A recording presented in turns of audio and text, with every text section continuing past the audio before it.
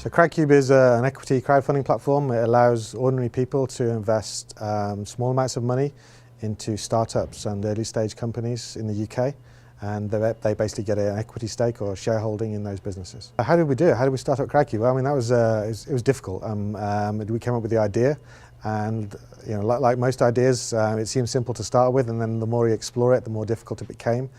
And it became clear quite quickly that we needed to get some legal advice on this. I mean, this is a heavily regulated area, so the first thing we did was find some good lawyers to help us out with this.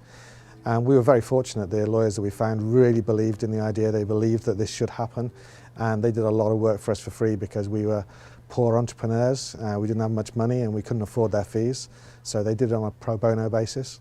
And they basically analysed the sector and looked at how we were going to structure the business, and came up with some suggestions on how we might use certain exemptions in the regulations to make crowdfunding work. Yeah, well, like I said, there's a lot of red tape involved in this, and our regulator, the Financial Services Authority, are very concerned about protecting investors, as you would imagine. And crowdfunding, of course, democratises investment and it lets ordinary people invest. And those people need to be prepared to understand what they're doing, and they need to understand the risks.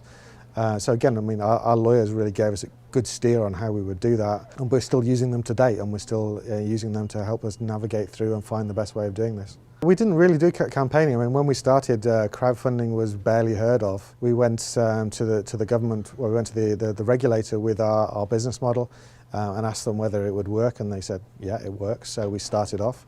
But of course, since then, crowdfunding has really evolved a huge amount, and there's a lot of businesses trying to enter the same space that we're in. And the regulations in the UK, probably likewise in Canada, they're not, what's the best way of putting this, they're not friendly to crowdfunding. And regulation really needs to change to make it work in the UK as well as in Canada.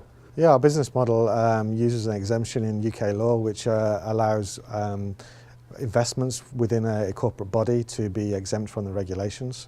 So what we do is all the investors who sign up on Crowdcube become part of a company that we operate, and all of the businesses that get funding through Crowdcube become subsidiaries of that same company, which means that we have architected a situation where they're all part of the same corporate body, and the exemption then applies. What advice do I have to entrepreneurs wanting to start a platform? I mean, it's a challenge. Be prepared for a tricky road ahead. It's been a roller coaster ride for us.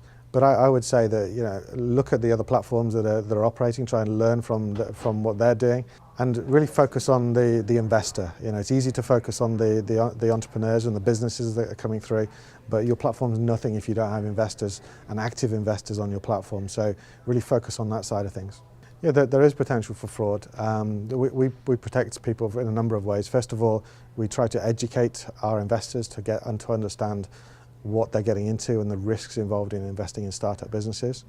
But on the more proper fraud side, we do a lot of vetting of the businesses that come through to us, and we think we weed out any potential fraud ourselves. But then, of course, remember, you get tens of thousands of people looking at these businesses, and anybody who might potentially slip through the net, they're easily exposed by the crowd themselves.